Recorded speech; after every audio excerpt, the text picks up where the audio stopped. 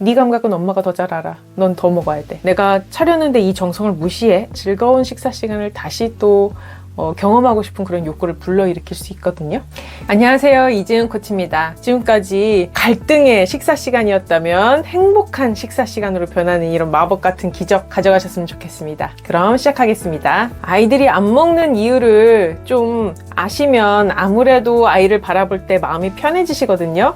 아이들이 왜 안 먹는지 그 이유를 한번 점검해 볼게요. 일단 첫 번째로는 애초에 소식자로 태어난 경우입니다. 우리 요즘에 유튜브 영상 같은 거 보면은 소식자 되게 많이 나오잖아요. 그렇게 애초에 태어날 때부터 소식자로 그런 성향으로 태어나는 사람들이 있습니다. 그런데 반면에 대식자로 태어나는 사람도 있어요. 어떤 아이는 돌이 됐을 때 7kg밖에 안 나가서 속상한 아이도 있지만, 또 반면에 어떤 아이는 돌밖에 안 되는데 13kg, 14kg 나가서 어머님들이 비만이 될까봐 걱정하시는 경우도 있습니다. 이렇게 먹성은 태어날 때 타고나는 경향이 좀 있습니다. 그리고 이거는 가끔 보면 부모님들의 성향을 따라갈 때가 있는 것 같아요. 그래서 부모님 중에 한 분이 소식자인 경우 아이도 소식자로 태어나기도 합니다. 그래서 이렇게 이미 가지고 태어난 아이는 배가 작아서 아이는 배가 부른데 억지로 이렇게 식사를 더 시키려고 하면 아이는 자기 감각에 위배되기 때문에 그걸 괴로워하고 피하려고 하고 그렇게 됩니다. 그래서 이런 아이는 좀 날렵한 그런 외형을 갖게 될 가능성이 크겠죠. 그리고 두 번째로는 몰입의 힘이 강한 경우에도 식사를 잘 안 할 수 있습니다. 아이들은 굉장히 호기심이 강하고 그래서 몰입하는 힘이 강하거든요. 그래서 활동에 몰입해 있을 때 옆에 맛있는 게 아무리 있어도 관심을 갖지 않고 계속 그 활동만 하려고 합니다. 이게 몰입의 힘이 강한 아이들의 특징인데, 이게 안 좋게 볼 게 아니라 굉장히 사실 장점입니다. 나이가 들면 들수록 이 몰입의 힘은 적어지게 마련입니다. 그래서 이 아이가 가진 멋진 특징 중에 하나인 이 몰입의 힘을 방해하지 않으시면 좋아요. 아이가 몰입해서 뭔가 활동을 하고 있을 때는 사실 음식을 주지 않는 게 더 좋습니다. 아이가 그거에 푹 빠져서 깊은 그런 자신만의 그런 경험을 가져갈 수 있도록 가만히 내버려 두시는 게 가장 좋습니다. 그래서 이 활동이 어느 정도 끝나고 나서 그 다른 활동으로 넘어가기 전에 음식을 주면 좋습니다. 그래서 아이가 어떤 상태냐면요, 우리가 해외여행 가면은 루브르 박물관 도착했다고 생각해 보세요. 태어나서 처음으로 루브르 박물관에 왔는데 기다리고 기다리던 그 멋진 작품들이 내 앞에 있는데 지금 삼각김밥 먹을 생각이 안 들잖아요. 지금 이거부터 구경하고 너무 신이 나고 설레이는데 음식은 아마 눈에 잘 안 들어오실 겁니다. 아이들이 그런 상태라는 거예요. 태어난 지 얼마 안 돼서 이 세상이 온통 즐겁고 궁금하고 탐색하고 싶은 게 너무나 많은데 음식보다는 그런 것들을 이제 더 알아가고 싶은 욕구가 큰 거죠. 이런 아이들도 배가 고프면 먹기 때문에 걱정 마시고 조금 그런 몰입을 지켜보시다가 틈새를 잘 보셨다가 들어가시면 좋다는 뜻입니다. 그리고 세 번째로는 간식을 너무 많이 먹는 경우가 있습니다. 특히 작은 아이들은 중간중간에 오며 가며 쿠키 몇 개만 집어먹어도 배가 찰 수도 있습니다. 그러면 엄마는 아이는 먹은 것도 없는데 하루 종일 아무것도 안 먹었네 라고 생각하실 수 있지만, 잘 생각해 보시면 뭔가 주워 먹은 게 있다는 걸 알게 되실 거예요. 이런 경우에는 그런 간식거리가 없는 게 차라리 낫습니다. 아이 같은 경우에도 먹은 게 있어서 배가 어느 정도 찼기 때문에 안 먹는 거거든요. 그래서 억지로 먹이면 이때도 굉장히 식사를 불편해하게 됩니다. 그리고 마지막으로는 이미 식사에 부정적인 경험을 갖게 됐을 경우에도 이제 식사를 잘 안 하는 경우가 있습니다. 엄마가 밥상 앞에서 이렇게 화를 내고 째려본다든지 말을 좀 차갑게 말을 많이 한다든지 이런 식으로 아이에게 부정적인 경험을 많이 주면 아이는 식사 시간이 식사 시간만 되면 혼나, 나는 식사 시간만 되면 엄마가 나를 미워해, 밥은 너무 나에게 불행한 기억을 줘라는 게 계속 쌓이기 때문에 식사 시간 자체를, 그 식탁 자체를 어떤 공간이나 이런 것에 이제 무의식으로 부정적인 그런 감정이 이렇게 배이게 되거든요. 그래서 이 밥상머리에서 화를 많이 안 내시는 게 좋습니다. 특히 아이가 안 먹으면 안 먹을수록 더 그런 거를 하지 마셔야 되거든요. 근데 반대로 어머님들은 식사 시간에 유난히 더 화를 내시는 경우가 많습니다. 부모님들이 왜 이렇게 밥상 앞에서 화를 내는 걸까요? 유난히 밥상 앞에서는 도저히 화를 참을 수 없는 분들이 계십니다. 근데 이런 분들은 곰곰이 생각해 보시면 아마 유년 시절에 이 밥상 앞에서 좀 속상한 기억이 많으신, 상처받은 기억이 있는 경우가 많으실 거예요. 예를 들면 나는 밥을 제대로 챙겨주는 사람이 없어서 늘 내가 대충 밥을 차려 먹어야 했다든지, 아니면 너무 엄한 밥상 예절을 지키는 집에서 자랐다면 자신도 모르게 좀 긴장되고 약간 규칙을 지키는 그런 그 어른이 되기 마련이거든요. 자기 아이에게도 자신이 받았던 그런 엄한 규칙을 똑같이 되물림하는 경우가 있습니다. 그래서 어렸을 때 젓가락질 잘못했다고 뭐 혼났다든지 그런 기억이 많이 있으신 분들은 대체로 똑같이 아이에게도 그렇게 엄하게 규칙을 적용하시게 됩니다. 그래서 밥상에서 즐거운 시간보다는 이렇게 긴장되는 시간을 더 똑같이 만들어 가시는 거죠. 그리고 어떤 경우에는 이제 밥을 차려주는 대로 억지로 먹어야 했던 사람은 자신이 억지로 먹은 기억이 있기 때문에 실제로 그렇게 하신 분들은 시간이 지나고 나서도 좀 억지로 드시는 경우가 있거든요. 나이가 들어서 성인이 돼도 이제는 오히려 그만 먹고 살을 빼야 되는 상황인데도 앞에 음식이 있으면 막 억지로 드시게 돼요. 어렸을 때 본인이 이제 습관이 너무 몸에 배버린 거죠. 근데 그런 분들은 또 아이에게도 억지로 먹이게 하십니다. 자신이 받았던 나를 대하는 태도, 부모님이 나를 대했던 태도로 나를 대하고, 그리고 똑같은 태도로 아이까지 대하는 거죠.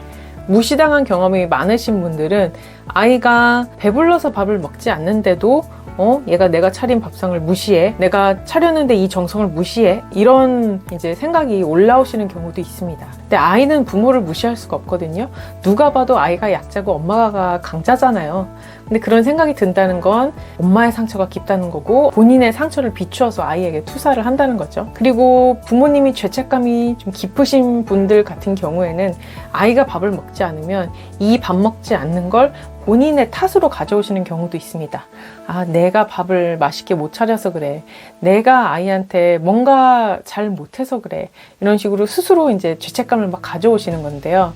죄책감을 가져온다는 건 그건 나 자신을 공격한다는 거거든요. 그래서 결국 그 공격이 나를 아프게 하기 때문에 이렇게 쌓이다 보면 죄책감도 나중에는 폭발해서 상대방에 대한 공격으로 나가기도 합니다. 그래서 이 죄책감을 많이 가지고 있는 어머님들도 아이에게 이제 밥상에서 많이 화를 내는 경우도 있습니다. 그래서 이제 이런 많은 이제 이유, 아이가 밥을 안 먹는 이유, 부모님이 화가 나는 이유, 이제 이런 이유들을 알았으니 식사 시간을 즐거운 식사 시간으로 만들어 봐야겠죠. 어떻게 하면 즐거운 식사 시간을 만들 수 있을까요? 제가 여러 가지 요령을 알려드릴 텐데요. 일단 첫째로는 부모님의 상처를 아이와 분리하셔야 됩니다. 본인이 죄책감이 있다면 이건 내 죄책감이야. 아이는 그냥 배가 고프지 않아서 지금 저게 재밌어서 안 먹는 것 뿐이야. 이건 나를 무시해서 아이가 안 먹는 게 아니야. 이건 아이가 너무 버르장머리가 없어서 이렇게 안 먹고 있는 게 아니야. 이게 내 상처에서 아이를 떨어뜨려서 분리하는 겁니다. 물론 이게 머리로만 할 때는 굉장히 갈등이 많이 일어나는데요. 마음까지 정화가 됐을 때는 이게 분리할수록 점점 편해짐을 느끼실 겁니다. 밥상에서의 아이 모습은 항상 비슷해요. 어린이다운 모습. 배고프면 잘 먹지만 안 배고프면 또 전혀 관심도 없고 돌아다니고 재밌는 거 장난감 가지고 놀려 그러고 막 만지고 놀고 먹어야 될 걸 막 이렇게 촉감놀이 하고 있고, 그게 아이들이 보이는 너무나 평범한 아이다운 모습이거든요. 이거를 나쁘게 보지 않고 나에 대한 도전으로 보지 않고 그냥 아이의 아이다운 모습으로 볼 수 있게 됩니다. 그리고 두 번째로는 아이의 감각을 존중해 주셔야 됩니다. 아이의 감각을 존중하지 않는 경우가 있어요. 너보다 내가 더 잘 알아. 네가 배고픈지 배부른지는 엄마가 잘 알아. 너가 요만큼 먹었으니까 넌 좀 더 먹어야 돼. 엄마가 아이의 감각을 미리 판단하고 아이에게 음식을 먹으라고 강요합니다. 근데 이거는 그만하셔야 됩니다. 아이의 감각은 아이가 제일 잘 알아요. 그래서 아이가 엄마 나 배불러, 나 밥 먹고 싶지 않아 하면 그걸 믿어주시고 인정해 주셔야 돼요. 그래, 너가 배고프지 않구나, 너가 밥을 먹고 싶지 않구나, 이걸 인정해 주시고 이게 바탕으로 깔리고 이 뒤에 이제 올라가셔야 되는 겁니다. 이걸 존중해 주지 않잖아요. 그럼 아이는 자기 감각에 무딘 아이가 됩니다. 감각에 무딘 아이 어떤지 아세요? 내가 아파도 아픈 줄 몰라요. 아픈 줄 모르고 계속 뭔가를 합니다. 그래서 상처가 골마요. 나중에 이렇게 골마서 상처가 커져야지만 그때서야 내가 아프네, 병원 가야겠네? 병원 갔더니 너무 늦었대요. 감각이 무딘 아이들은 이런 성인으로 자랍니다. 암이 2기, 3기 될 때까지 참다가 갑니다. 감각이 무딘 사람들은 이렇게 자신의 감각을 믿지 않아요. 아픈 것도 믿지 않고, 배부른 것도 배부른 그만 먹어야 되잖아요. 이 배부른 감각도 믿지 않고 그냥 차려주면 먹습니다. 자신의 감각을 잃어버린다는 거, 이건 정말 살아가는데 가장 중요한 우리가 가진 그런 자산이거든요. 무기고 재능이고, 이 감각이 없으면 사실 아무것도 못해요. 감각이 있어야 내가 재밌는 걸 찾아가고, 뭐를 해보고, 좋은 걸 하고, 싫은 걸 안 하고, 내가 점점 나에게 좋은 것들을 찾아 나가는데 베이스가 내 감각을 알아야 되는 거란 말이에요. 근데 이렇게 아이에게 억지로 네 감각은 엄마가 더 잘 알아, 넌 더 먹어야 돼, 이렇게 감각을 무시하면요, 아이는 나보단 엄마가 내 감각을 더 잘 알아, 엄마가 맞아 하면서 타인의 감각을 쫓아가고 자신의 감각을 점점 잃어버립니다. 이렇게 키우면 안 되겠죠. 그러니까 기본적으로 아이의 감각은 존중해 주셔야 됩니다. 아이에게 자꾸 물어보셔야 돼요. 오히려 너 어떠니? 너 지금 춥니? 배고프니? 그렇구나. 아이가 말하는 걸 인정해 주시고, 이게 정말 중요합니다. 그리고 세 번째로는 이제 아이가 배고플 만한 시간에 아이가 좋아하는 음식으로 꾸준히 새로운 시도를 하면서 밥을 차려주는 겁니다. 이게 어려운 건 부모님이 상처가 있을 경우에, 부모님이 아이에게 어떤 투사를 하는 경우에 이렇게 꾸준히 새로운 시도를 하는 게 되게 어렵습니다. 매 시도를 할 때마다 이게 좌절로 다가오고 상처가 다시 건드려지고 그렇기 때문인데요. 그런데 상처랑 분리되고 나면 꾸준히 시도하는데 스트레스를 크게 받지 않으실 거예요. 뭐든지 이게 더 나아지려면 새로운 시도를 계속 해봐야 되잖아요. 아이가 좋아하는 음식, 저번에 영화관에 갔을 때 아이가 버터구이 오징어를 잘 먹었어.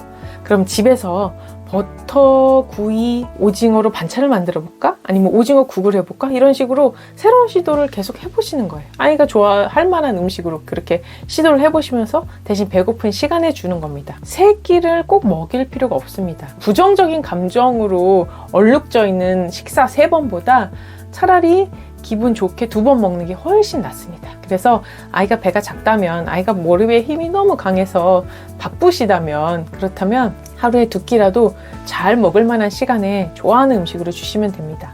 과일도 좋고요, 주먹밥도 좋고요. 이 시도를 해보시면서 영양이 조금 걱정되신다면 젤리 비타민 같은 거 살짝 곁들여서 주시면 훨씬 좋을 것 같아요. 그래서 일단 식사 시간을 행복하게 만드시는 게 최우선입니다. 엄마랑 아이랑 같이 즐겁게 식사 시간을 보내는 거, 그게 아이에게 계속 즐거운 식사 시간을 다시 또 경험하고 싶은 그런 욕구를 불러일으킬 수 있거든요. 그리고 다음으로는 엄마가 즐겁게 좀 먹어보세요. 아이 앞에서. 아이가 엄마 음식 탐낼 때가 있거든요. 엄마가 맛있게 먹으면 그게 되게 먹고 싶어요. 사람 심리가 다 그렇잖아요. 애가 먹든지 말든지 신경 쓰지 마시고 그냥 엄마가 맛있게 먹는 거예요. 꾸며서 하라는 뜻이 아니라 엄마가 식사를 즐기는 모습을 모델로 보여줘라, 이런 뜻입니다. 그래서 아이가 좀 관심을 보이게. 마지막은 이제 식사 예절은 좀 나중에 가르치셔도 괜찮다고 말씀드리고 싶습니다. 36개월 이전에는 아이들은 훈육이 안 됩니다. 그래서 이때는 어떻게 지도하냐면 그냥 환경을 바꿔서 아이가 저절로 어떤 문제 행동을 일으키지 않도록 살살 꼬셔서 이렇게 하는 거거든요. 이를테면 만약에 아이가 신발을 막 입속에 집어넣는다, 그러면은 신발은 먹는 거 아니야, 신발 먹는 거 아니라고 했어 라고 말하는 게 아니라 차라리 입에 넣을 수 있는 신발 모양 장난감을 사주고 신발장에는 바리케이트를 쳐서 안 보이게 가려준다든지, 이런 식으로 하는 게 36개월 이전의 훈육입니다. 그러니까 이때는 36개월 이전에는 밥도 아이가 앉아서 먹어야 돼, 이렇게 하는 게 의미가 없다는 뜻이에요. 그래서 이때는 배가 고프면 아마 집중해서 먹을 겁니다. 식탁에 앉아서 화이팅 있게 먹을 거예요. 그러면 좋은 거고, 만약에 아이가 그렇게 화이팅이 없다 해서 왔다 갔다 하면서 먹는다 하면 좀 놔두셔도 괜찮습니다. 아이가 버르장머리가 없다거나 뭔가 문제를 일으키고 있는 게 아닙니다. 아직 어리고 관심 있는 게 너무 많아서 당연하게 그렇게 하는 거기 때문에, 만약에 이게 문제를 일으킬 만한 어떤 일이라면 그런 건 피해 주시면 좋아요. 뭐 예절 굉장히 지켜야 되는 그런 장소라면 이렇게 꼬맹이는 안 데려가거나 아니면 좀 조용히 있을 수 있게, 아니면 배가 고프게 해서 데려간다든지 식사를 화이팅 있게 할 수 있게 말이죠. 그런 식으로 아이를 어떻게 바꾸는 게 아니라 환경을 바꿔서 자연적으로 그렇게 좋은 결과가 나오게 해주셔야지, 이때 너무 훈육을 시키지 않으시는 게 좋습니다. 이때 너무 이렇게 강압적으로 이렇게 해야 돼 라고 지시하면 받아들이지도 못하지만 그 기억을 굉장히 부모님이 나를 미워했던 불행한 기억으로 또 가져가거든요.